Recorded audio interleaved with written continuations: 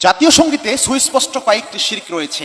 খুব গুরুত্বপূর্ণ একটি বিষয় এবং সেন্সিটিভ বিষয়, একটু মনোযোগ সহকারে শুনেন। আলেম ওলামারা যে এটাকে শিরক বলে, কি কারণ বলে, কয়েকটা কারণ আমি আপনাদের দেখাচ্ছি। পাশাপাশি একটা জিনিস মনে রাখবেন, বাংলাদেশের যে জাতীয় সঙ্গীত, এই জাতীয় সঙ্গীতে বাংলাদেশের নামই উল্লেখ নাই, বাংলাদেশ নামটা উল্লেখ হয় না। এবং কি রবীন্দ্রনাথ ঠাকুর এই জাতীয় সঙ্গীতটা কোন ইতিহাসের প্রেক্ষাপটে লিখেছিলেন এটাও আমরা অনেকে জানি না। যখন বঙ্গভঙ্গ হয়, অর্থাৎ আমাদের বাংলাদেশের এই অঞ্চলগুলো, যে অঞ্চলগুলো ছিল, এগুলো কিন্তু অনেক ক্ষেত্রে বৈষম্যের শিকার ছিল।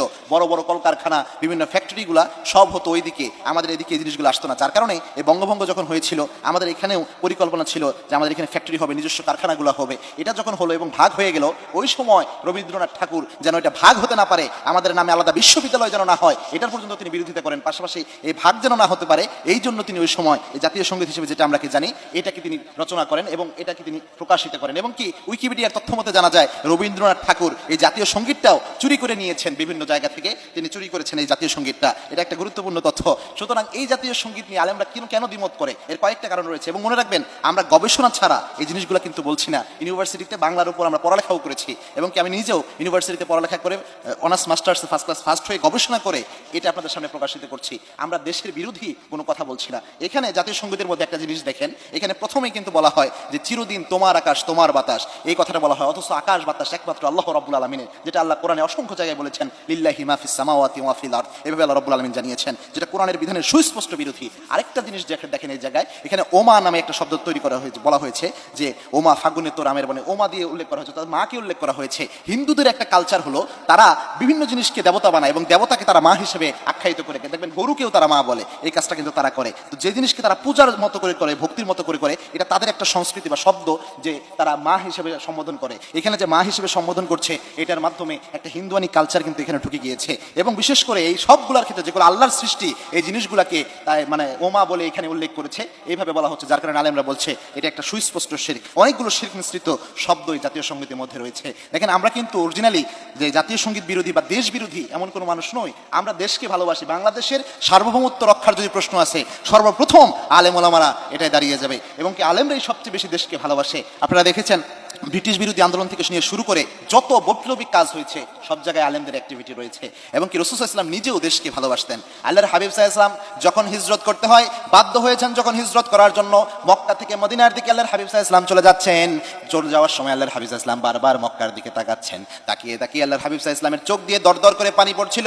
আর আল্লাহর হাবিব সাল্লাল্লাহু আলাইহি ওয়াসাল্লাম বলছিলেন, মক্কা তু হাব্বু বিলাদি ইলাইক, এই মক্কা আমার জন্য অনেক বেশি ভালোবাসার। আমাকে যদি মক্কা থেকে বের করে দেওয়া না হতো, আমি কোশ্চিন কালেও মক্কা থেকে বের হয়ে যেতাম না, আমি কোশ্চিন কালেও এই মক্কা ছেড়ে যেতাম না। এই মক্কা আমার জন্য খুব ভালোবাসার। আল্লাহর হাবিব সাল্লাল্লাহু আলাইহি ওয়াসাল্লাম দেশকে অনেক বেশি ভালোবাসতেন। এবং একটা কথা রয়েছে যে হুব্বুল ওয়াতন মিনাল ঈমান, দেশপ্রেম হচ্ছে ঈমানের অঙ্গ। যদি এটা প্রবাদ বাক্যর মতো, তবে আল্লাহর হাবিব সাল্লাল্লাহু আলাইহি ওয়াসাল্লাম দেশের প্রতি মহব্বত, এটা খুব গুরুত্ব আরোপ করেছেন। এবং আপনার দেশের উপর, মুসলমানদের দেশের উপর, ভূখণ্ডের উপর যদি আঘাত আসে, তখন সব মুসলমানদের ঈমানি দায়িত্ব হয়ে যায় এটা, যে ওই দেশকে রক্ষা করার জন্য। সুতরাং আমরা দেশ বিরোধী কোনো শক্তি নয়। শুধু এটা আলেম ওলামাদের দাবি, ব্যাপারটি এমন নয়। যারা সুশীল সমাজ দাবিদার, এদের মধ্যেও দেখলাম অনেকেই এটার বিরোধিতা করছেন। অনেক গায়ক, অনেক শিল্পীরা পর্যন্ত, অনেক ইউনিভার্সিটির টিচাররা পর্যন্ত এটার বিরোধিতা করছেন। অর্থাৎ শিক্ষিত মহলের মোটামুটি সবাই এই জিনিসটার বিরোধিতা করছেন, যে আমাদের দেশ বাংলাদেশকে, বাংলাদেশের শব্দ উল্লেখ থাকবে, বাংলাদেশের স্বকীয় যে বৈশিষ্ট্য, আলাদা একটা দেশ, এটা উল্লেখ হবে, এরকম চিন্তা ভাবনা নিয়ে একটা সঙ্গীত হবে আমাদের জাতীয় সঙ্গীত। এটা হতে পারে না। এবং রবীন্দ্রনাথ ঠাকুর এটা এই জন্যই করেছিলেন, তিনি চাইতেন না যে আমাদের একটা আলাদা দেশ হোক, অর্থাৎ বাংলাদেশ একটা আলাদা ভূখণ্ড হোক, একটা আলাদা রাষ্ট্র হোক। আমাদের যে আলাদা একটা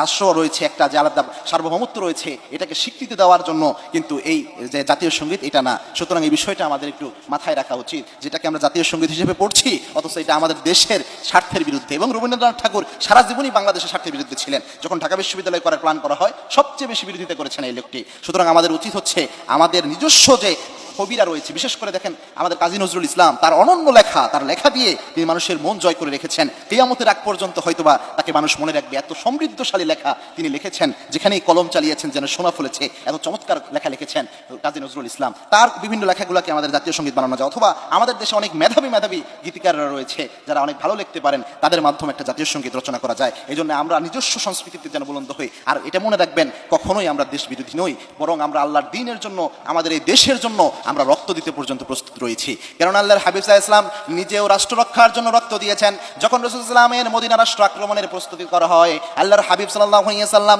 তার রাষ্ট্র রক্ষার জন্য, সার্বভৌমত্ব রক্ষার জন্য আল্লাহর হাবিব সাল্লাল্লাহু আলাইহি ওয়াসাল্লাম জিহাদের ময়দানে হাজির হয়েছেন। 27টা যুদ্ধ বা 28টা যুদ্ধ সরাসরি একদম পরিচালনা করেছেন আল্লাহর হাবিব সাল্লাল্লাহু আলাইহি ওয়াসাল্লাম, শুধুমাত্র রাষ্ট্রের সার্বভৌমত্ব রক্ষার জন্য। সুতরাং আমাদের দেশ যদি আঘাতপ্রাপ্ত হয়, কোনো ধরনের অপসংস্কৃতি যদি আমার দেশে ঢুকতে চেষ্টা করে, অথবা পরাশক্তি যদি আমার দেশের উপর কোনোভাবে প্রভাব বিস্তার করতে চায়, সবার প্রথমে আমরা ইনশাল্লাহ দাঁড়িয়ে যাব। আল্লাহ রাব্বুল আলামিনের কাছে সব সময় আমরা দোয়া করি, আল্লাহ রাব্বুল আলামিন আমার এই লাল সবুজের পতাকা, আমার এই বাংলাদেশকে সকল প্রকার অপশক্তি থেকে আল্লাহ রাব্বুল আলামিন হেফাজত করুন, আল্লাহুম্মা আমিন।